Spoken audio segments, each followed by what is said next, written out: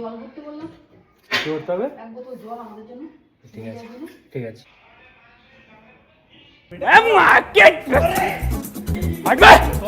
তো গাইজ আমি আর মা বেরিয়ে পড়লাম ঘুরতে। ট্রেনটা আশ্চর্যজনক ভাবে সঠিক সময়ে ছেড়ে দিল। ও কাকা ছেড়ে দিলে?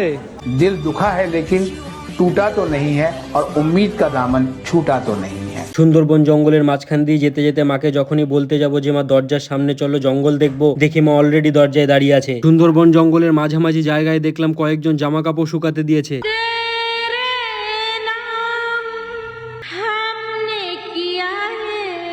যেতে গিয়ে দেখলাম রেল লাইনের ওপর দিয়ে কয়েকজন অর্ধেক টোটো নিয়ে যাচ্ছে। প্ল্যাটফর্মে গিয়ে দেখলাম আমাকে দেখার জন্য অনেক লোক ভিড় করে দাঁড়িয়ে আছে। এক মহিলাকে জিজ্ঞেস করলাম আমার অটোগ্রাফ লাগবে কিনা, সে হাততালি দিয়ে আমার থেকে 10 টাকা হাতিয়ে নিল। স্টেশন থেকে বেরিয়ে দেখলাম 3 চাকার অনেকগুলো ল্যাম্বরগিনি এবং টেসলা গাড়ি দাঁড়িয়ে আছে। কিছু দূর গিয়ে দেখলাম ল্যাম্বরগিনি এবং টেসলা গাড়ির র্যালি বেরিয়েছে। মাকে যখনই জিজ্ঞেস করলাম মা কিছু খাবে, মা বলল কৃষ্ণনগরের রাস্তার ধুলো খেয়ে পেট ভরে গেছে। আমাদের 3 চাকার টেসলা গাড়ির ড্রাইভারকে বললাম দাদা গাড়িটা অটো ড্রাইভিং এ রাখো। দাদা একটা অ্যাটিটিউড নিয়ে কোনো কথাই বললো না। পরে জানতে পারলাম ড্রাইভারের মুখে গুটকা ছিল। ঘুরতে ঘুরতে সন্ধে হয়ে গেল, তাই বাড়ি ফেরার জন্য রওনা দিলাম। যেতে যেতে এক জায়গায় দেখলাম রং বেরঙের লাইটের চাষ করা হচ্ছে। খিদের গুতোতে মোমোটা আগেই খেয়ে নিয়ে পরে ভিডিও করেছি গাইস। তারপর আমি আর মা খেলাম মুড়ি মাখা, সেদ্ধ ছোলা মাখা, বাদামের খাজা।